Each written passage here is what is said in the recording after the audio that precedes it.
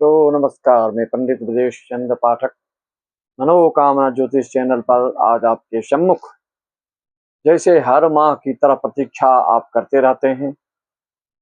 सिंह राशि वालों के लिए मई महीना अभी आपके राशि अनुसार सूर्य आपके नवम भाव में 14 मई तक उच्च का चलेंगे मेष राशि में। मालव्य योग बनाकर शुक्र दसम भाव में चल रहे हैं।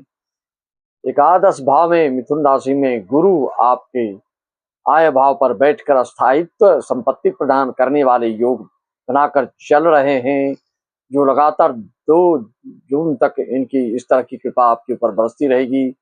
जब ये अतिचारिक रूप में इस साल वक्री मार्गी होते हुए चलेंगे तो द्वादश स्थान में बैठेंगे, तो खास करके जिस सिंह राशि वालों का कारोबार विदेश से है, इंपोर्ट एक्सपोर्ट आदि से संबंधित कोई आपका कारोबार है, तो निश्चित तौर पे उसमें आशातीत सफलता मिलने जा रही है।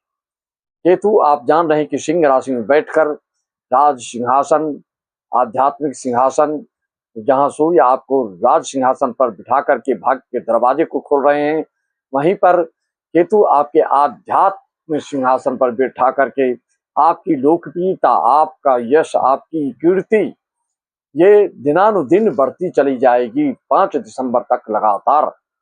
और राहु आपके कुंभ राशि में अपने चरम सीमा पर चल रहे हैं। विदेश से साझेदारी में कारोबार के लिए बहुत ही सुखद परिणाम देने जा रहे हैं आपको।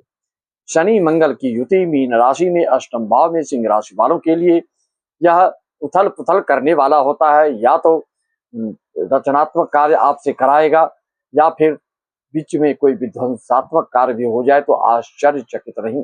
इसके लिए आपको अपनी कुंडली का अवलोकन परीक्षण कराना होगा, तब आप इसको भली भांति समझ सकते हैं। कमेंट में कई लोग ऐसा लिख देते हैं, जो बुद्धिजीवी हैं, जो होशियार श्रोता हैं, दर्शक हैं, जो हमारे यजमान हैं, वो तो इस तरह कमेंट नहीं करते हैं। लेकिन जो अनजान हैं, जो अनभिज्ञ हैं, राशिफल के अनुसार जनरल परीक्षण को ही वो अपने ऊपर लागू करना चाहते हैं। तो हो सकता है अज्ञानता बस इस तरह की सोच आपकी हो सकती है, जबकि आप जानते हैं कि एक राशि होने के बावजूद भी नक्षत्र आपके अलग हो सकते हैं। मघा नक्षत्र की अलग प्रभाव है, पूर्वा फाल्गुनी का अलग प्रभाव है, उत्तरा फाल्गुनी के प्रथम चरण का अलग प्रभाव है। केतु आपके लग्न में गोचर में चल रहे हैं, लेकिन आपकी कुंडली में किस स्थिति में है, शुभ युति में है कि खराब है, अंशहीन है, क्या है, उसको देखना होता है। केतु का फल वैसे द्वादश भाव में अच्छा माना गया है कि मोक्ष को प्राप्त कराने वाला होता है। अष्टम में तुला राशि में हो तो शुभ फल प्रदान करने वाला होता है। पंचम में हो तो लड़की संतान के लिए ठीक होता है। लड़की संतान ही ज्यादा व्यक्ति को प्राप्त होती है और किसी एक संतान से उसको दुख तकलीफ जीवन पर्यंत लगा रहता है, तकलीफ होती रहती है। और जैसे कि आपको बता रहा हूं कि अभी मालव योग चल रहा है, शुक्र आपकी कुंडली में किस स्थिति में है, किस अवस्था में है, मृतकावस्था में, वृद्धावस्था, किशोरावस्था में, बाल्यावस्था में है कि आपकी युवावस्था के और योग कारक होकर के शुभ प्रभाव के, शुभ त्रिकोण के अगर ये स्वामी हैं, तो निश्चित तौर पे आपको लग्ने से, पंचमे से, नवमे से, तो निश्चित तौर पे आपको अभी आशातीत सफलता प्राप्त हो रही हो। ध्रुवा फाल्गुनी नक्षत्र वालों के लिए ऐश्वर्य साधन बढ़ने जा रहा है। आपके जो है सांसारिक चीजों से रिलेटेड चीजों में आपको आशातीत सफलता मिलने जा रही है। और जिनका शुक्र अशुभ है उनके लिए फिर अयोग कारक हो सकता है। एक ही ग्रह जिसकी कुंडली में शुभ है और गोचर में शुभ फल प्रदान करने जा रहे हैं, तो कुंडली में शुभ है तो शुभ शुभ मिलके दोनों में ज्यादा अच्छा हो जाएगा। अगर आपकी कुंडली में पीड़ित है, दूषित है, तो फिर गोचर में कितना भी अच्छा है तो उसके फल से आप वंचित हो जाते हैं। आपकी कुंडली का बल कितना है, षडबल क्या है, लग्न रग्नेश की क्या स्थिति है, युति क्या है, कौन सा पंच महापुरुष योग आदि है कि नहीं, कि खाली दोष ही दोष है। शनि चंद्र युति है, राहु सूर्य युति है, गुरु राहु युति है। इस तरह की युति होने से जिस भाव में होता है उस भाव को खराब कर देता है। इतना ही नहीं, आपकी दशांतर दशा क्या है, गोचर में अच्छा चल रहा है। आप जानते हैं कि सिंह राशि वालों की पूर्वा फाल्गुनी, मघा नक्षत्र और उत्तरा फाल्गुनी, इन तीनों में कोई दशा आपकी चल रही हो या अंतर दशा चल रही हो, निश्चित तौर पे आपको शुभ फल प्राप्त होगा, कितना भी दूषित हो। अगर ये दशाएं भी आपकी नहीं चल रही हैं, आपकी मार्केस चल रही हैं, या पाप ग्रह, दुर्ग्रह, दुष्ट ग्रह चल रहे हैं जो कि नकारात्मकता से परिपूर्ण है, वैसे ग्रह की दशा चल रही है, तो कितना भी अच्छा गोचर चलेगा तो आपको उसका फल मिलने वाला नहीं है।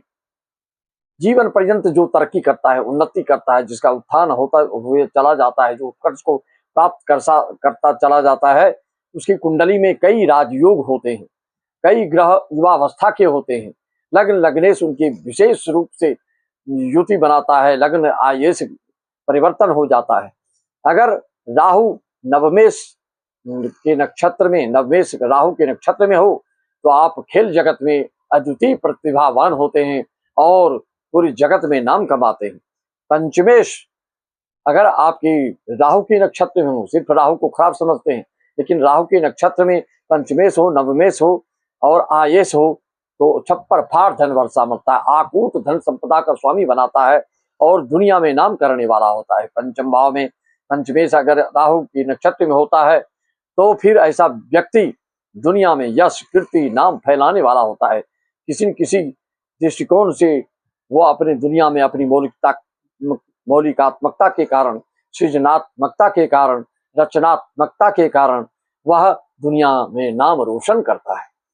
अगर एकादशेष आपके राहु नक्षत्र में है तो बड़े बड़े कल कारखाने, उद्योगपति ऐसे जातक बनते हैं। लग्नेश आय भाव में, आयेश लग्न भाव में हो, जो जो शर्त मैं बता रखा हूं वो सब होते हैं, तो ऐसे व्यक्ति के अंदर में हजारों हजार लोग काम करने वाले होते हैं, बड़े बड़े नेता होते हैं।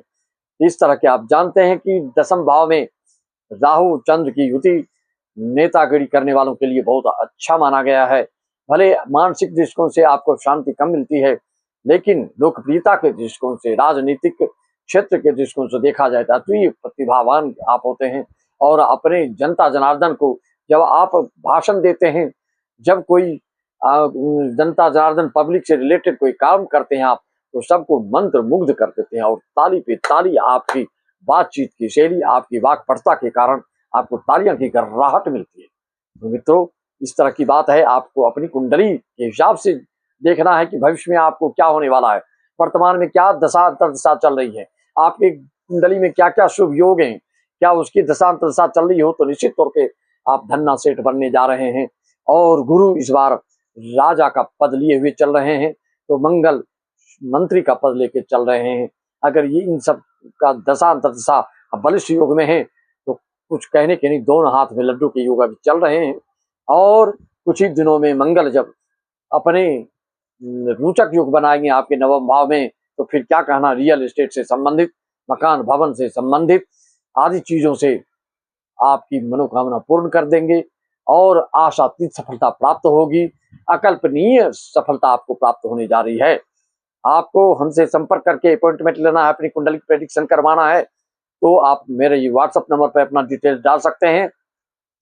चाहे विदेश से हो आप, चाहे कहीं भी हो, इंग्लैंड से हो, अमेरिका से हो, जर्मनी से हो, जापान से हो, जहाँ भी हो, आप हमसे संपर्क करने के लिए व्हाट्सएप नंबर पर अपना डिटेल्स डालिए, डेट ऑफ बर्थ डालिए, बर्थ टाइम डालिए और जन्मभूमि प्लेस, बर्थ प्लेस भी डालिए और अपना अपॉइंटमेंट लेकर के कुंडली निर्माण कराना है या ऑनलाइन कोई पूजा आदि कराना है, किसी प्रकार की शंका समाधान चाहते हैं, किसी की समस्या का परिहार चाहते हैं, किसी तरह के जो मन में दुविधात्मक स्थिति में फंसे हैं, उधेर गुण में, संपत्ति से संबंधित हो या संतान से संबंधित हो या दाम्पत्य जीवन से संबंधित हो या रोजगार उद्योग धंधा से संबंधित हो या आदि व्याधि से संबंधित हो या दुश्मन से संबंधित हो, जिस चीज से भी संबंधित आप बात करना चाहें, आपकी कुंडली के माध्यम से हर बात को अक्षरशः बताया जा सकता है। आप जिस संहिता की बात करें, उस संहिता के दृष्टिकोण से उसका निचोड़ निकाल करके आप तक पहुंचा करके आपको संतुष्ट कर दिया जा सकता है। कुंडली निर्माण का 3100 है। मौखिक जानकारी के लिए मात्र भारतवर्ष के लिए 501 है, विदेशों के लिए अगर वीडियो कॉलिंग करते हैं तो 1100 रुपये है। इस तरह की चार्ज है और व्हाट्सएप नंबर बता दिया। और इसी वाणी के साथ में अपनी वाणी को राम देते हो सभी को राम राम, जय श्याम, ओम जय। अगर सत्संगी है, कथा प्रेमी है, तो एक और चैनल है BC पाठक भागवत, उस पर भी जाकर के आप आनंद ले सकते हैं। जय श्री।